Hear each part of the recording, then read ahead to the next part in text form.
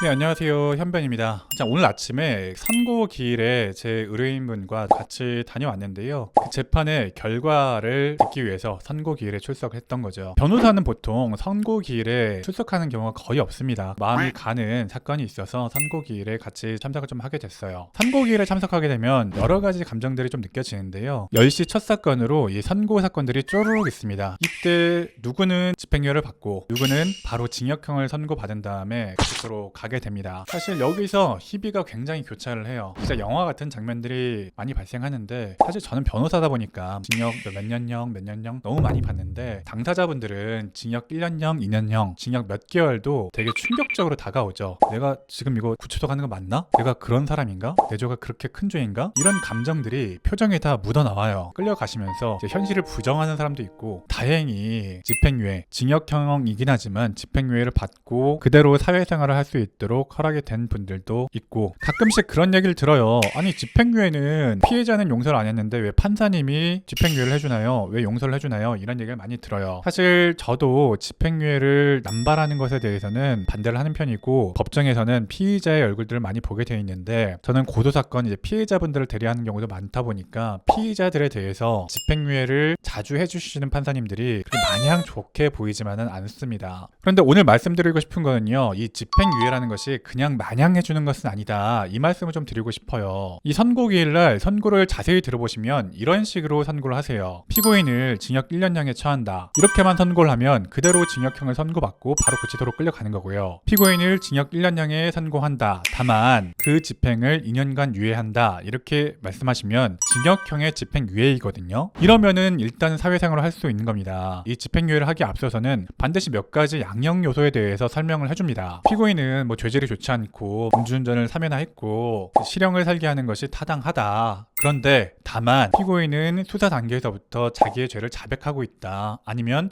피고인에게는 부양해야 될 노모가 있다거나 부양하지 않으면 안 되는 어린 자녀들이 있다거나, 아니면 피해자와 합의가 됐다거나, 이런 것들을 단서조항처럼 반드시 말씀을 하세요. 이런 것들이 뭡니까? 바로 양형 요소들이에요. 저는 유죄 무죄를 다투더라도 이 양형 요소를 소홀히 하지 않는 것이 변호사에게 굉장히 중요하다고 생각합니다. 자백을 하고 안 하고, 양형 요소를 채워놓고 안 놓고, 피해자와 합의를 하고 안 하고, 이런 것들이 양형에서 굉장히 차이가 날 수가 있거든요. 물론 지금 억울함을 호소하고 무죄를 다투고 있다면 꼭 이런 양형 요소들을 채워 넣어야 되나 하는 의문이 들 수는 있지만, 변호사의 입장에서는 나의 의뢰인을 구속당하지 않게 하는 것이 굉장히 중요한 일이에요. 그렇기 때문에 만약에 이분이 스스로 억울하다고 생각하더라도 양형 요소들은 웬만하면 채워 넣는 것을 권유를 좀 드리고, 꼭 합의는 아니더라도 피해자와 어느 정도 사과라든지 용서를 구할 수 있는 그런 절차는 밟아보실 것을 권유를 드립니다. 사실 변호사들은 이런 양형 요소들을 거의 다 꿰고 있거든요. 크게 설명하지 않더라도 당사자분들과 이야기를 하다가 이런 거 있어요, 이런 거 있어요 하면서 채워 넣어야 될 양형 요소들이 있기 때문에 변론을 할 때 이런 양형 요소들을 추가적으로 얘기를 해야 되겠다, 이런 것들이 다 머릿속에 정리가 되고 있는 거거든요. 이런 양형 요소들이 많다면 최대한 어필을 좀 해야 되고, 없더라도 없는 만큼 어느 정도 긁어 모아서라도 채워 넣어야 되는 것이 형사재판에서는 필요합니다. 형사재판을 많이 하다 보면은 이런 양형이나 이런 것들이 100이면 한 80명, 90명 정도는 비슷비슷한 얘기를 할 때도 많이 있어요. 이 범죄에 이르게 된 게 이런 이유였고 지금 딱 징역을 살면 안 되는 그런 이유가 있다. 이거는 변호사가 아무리 뭐 날고 기어도 추측해서 쓸 수는 없는 거잖아요. 의뢰인이 직접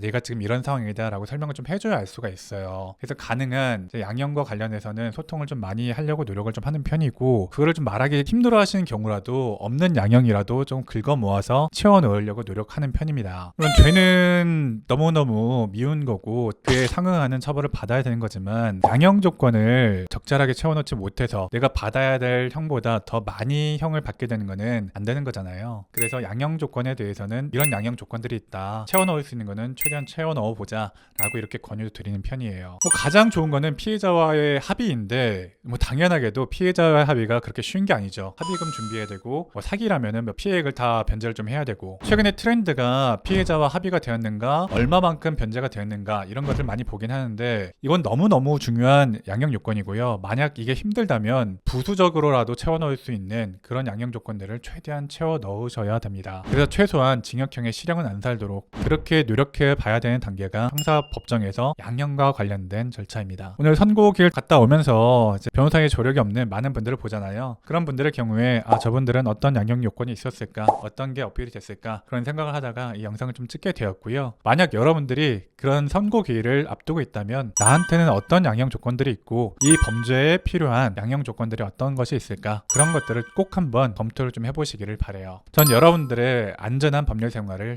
응원하도록 하겠습니다. 현변이었습니다. 나쁜 놈에게서 나를 지키는 고소의 기술과 억울하게 고소를 당했을 때 나를 지키는 고소의 기술 모두 담아봤습니다. 지금 교보문고, 쿠팡, 네이버, 예스24에서 구매하실 수 있습니다.